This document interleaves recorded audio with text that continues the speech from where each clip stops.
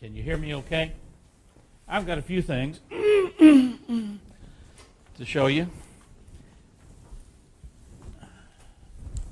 What I'm going to do is to take this bag and pass it to the very back, and then as I'm going to pass a bunch of things around, and as you get the things, if it'll end up on the back table, that will then we can collect this all in the bag, and I can get home with the things I'd like to keep. Anybody ever lost anything like this?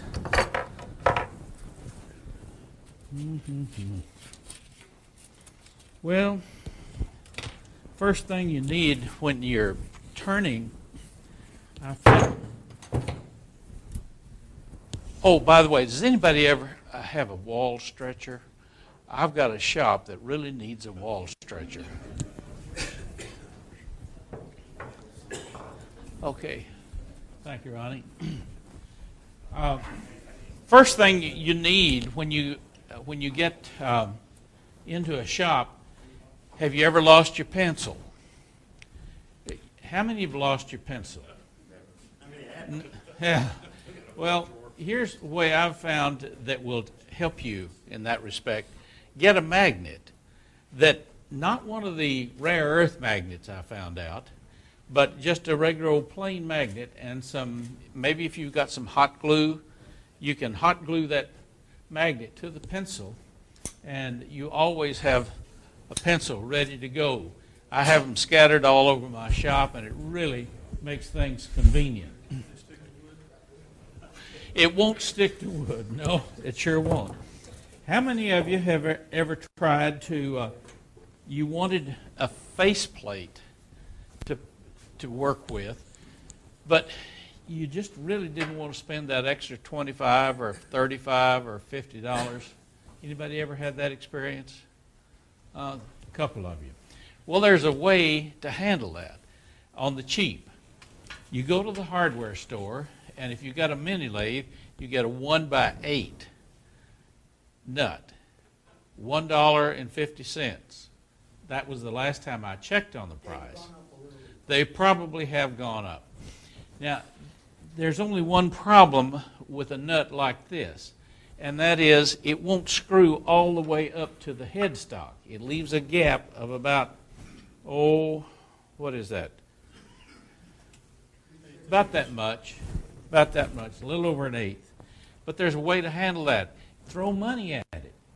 Get one of these nuts, and I'm going to pass these around. This is a lock nut, and what you do is to take you put it on your lathe, and you have a washer made out of plywood or anything that you can find. Screw it on here just a little ways, and then you can take your spindle gouge and take the nylon out of here.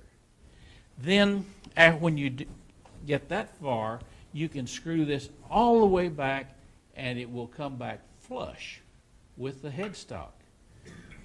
The only problem is, the last time I priced them, they were around $3.50. But it beats $25 or $30 or $40 for a faceplate, doesn't it? Say, All right. Now I'm going to pass these around and let you take a look at them. Well, why in the world would you want that to make an extra faceplate? Well, there's a lot of things you can do with that. Say, if you're a poor boy, like I am sometimes, you need a sanding disc. Or if your shop is too small to have a separate sanding disc, you just make one, and in the back you've got that nut.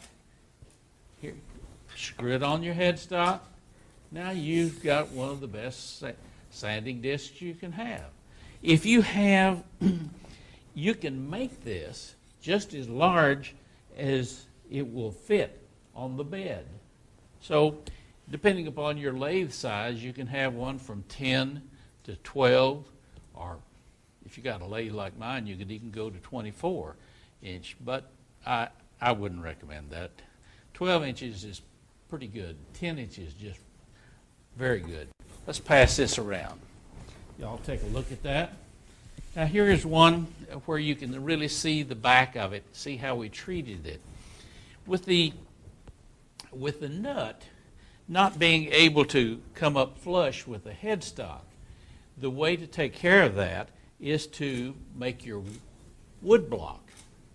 You're cutting a hole here, the size of the flats on here, and then you take your chisel or your carving knife or whatever you can get. Maybe you can even get a little rat to go in there and gnaw it for you. I don't know.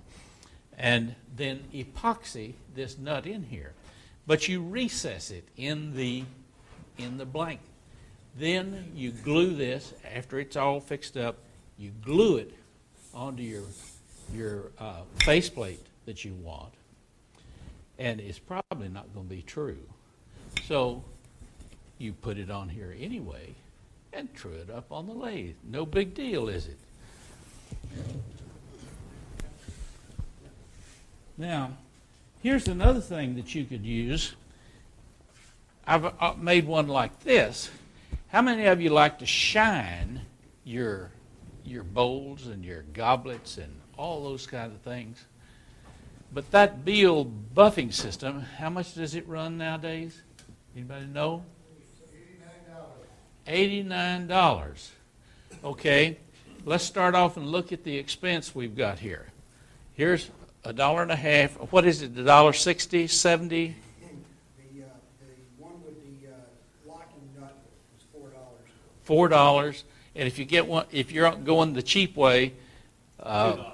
Let's say $2. All right, you take $2 here, and then you go to the paint section and get you a paint roller, and then you go over your scrap wood pile, turn you a little knob that fits on this end, take the nut, turn it so that it fits on this end, put it on your lathe, and now you've got a poor man's buffing system.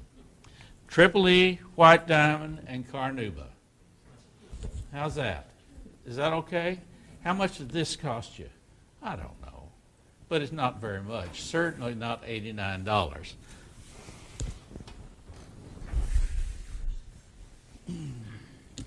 While we're talking about face plates and stuff, sometimes you may want to have a Morris taper, an extra one. Have you ever tried to buy one? An extra Morris taper for something? Well, you have. Okay, that's good.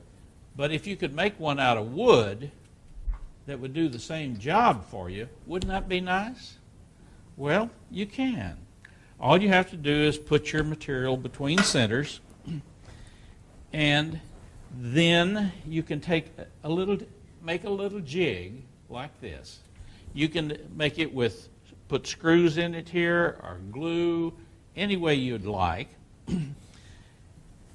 The way you know that you're on the right track and you've got the right fit is to take this little jig and put it over your Morris taper, and if it fits, you know that it's going to work.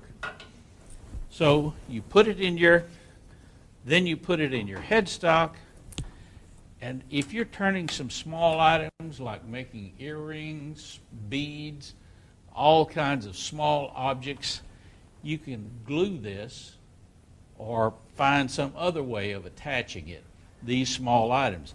When I was making some beads, I made one of these, and I'll show you the remnants of this because I broke the wire off. I took my number 2 Morris taper, put me a little wire in here, and now I have me a mandrel to make beads on. That'll go around your neck. Ladies, tell him about that. Let him know that that's what you need, that you need some jewelry. And these number 2 Morris tapers are great for that. How many of you in here make pens? How many of you have that $50 or $60 or $70 press that either goes like that or goes like this? You don't? Anybody have those things? You do, several of you do. Well, I've got one too. But I didn't think about this. I can put one of these number 2 Morris tapers in the end, and come up here, and now I've got one of the best pen presses you ever saw. And it's a lot of control. It's not you're not out of control. All you have to do is hold it here and be sure that it doesn't fly away on you. I see a golf ball here. Well, that's interesting because a friend of mine made me one. I have one of the one-way live centers, and if you're ever pulling your tailstock back and working on here, you know how much fun it is when you run your elbow into that sharp point. But this friend of mine named Glenn Cox made me one of these things to slip over the point here, and now I never have a bad elbow on this right side. Maybe on another side, who knows. Another little thing that you may or may not know about is the accessory that you can get from One Way. One Way has a new tip, and it was primarily designed for pen turners to put this point, a 60-degree point, into the mandrel. Now, listening to Don tonight, I don't think you're going to need it for that. But I find it so very useful to have this 60-degree point in my live center for any number of different projects. This live center comes with a big cone that's made out of aluminum. But sometimes it gets in the way. And aluminum is soft. Maybe you don't want that. But this is steel, and it works. I'm going to pass this around and let you all take a look at that. Be sure it gets back to me. Those things are not cheap these days. You notice that, huh? While we're on the idea of cheap things, you ever wanted a roller sander? Now here's a sander that you can make yourself.